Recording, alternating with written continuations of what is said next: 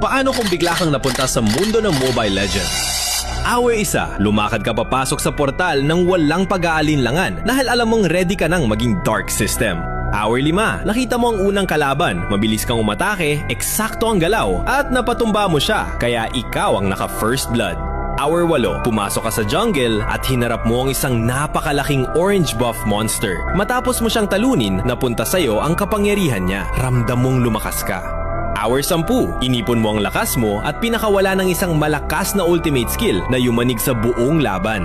Hour 12, napapalibutan ka ng 3 kalaban, pero imbis na umatras, lumaban ka ng harapan habang iniisip mo na makaka-triple kill ka, pero sa panaginip lamang.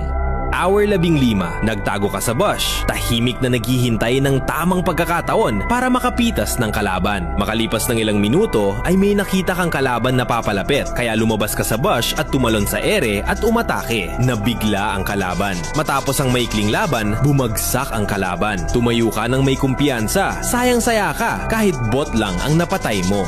Hour 18, nag-segue ka ng mag-isa at winasak ang turret ng kalaban. Hinahabol ka ng 2 kalaban, pero nakatakas ka sa tamang oras. Hour 19, nagtipon kayo ng team mo at plinano ang susunod na galaw sabay trash talk sa kalaban. Nilabanan nyo na ang Lord kasama ang iyong kampi para tapusin na ang laban. Matapos ang matinding laban, natalo nyo ang Lord at nakuha ang malaking advantage. Hour 20, pumunta ang kalaban nyo sa Lord pero hindi nila nakuha ang Lord kaya naglaban kayo. Napatumba nyo ang mga kalaban at sumugod kayo sa base para tapusin ang laro. Sabay-sabay nyong sinira ang tore at kayo ay nanalo.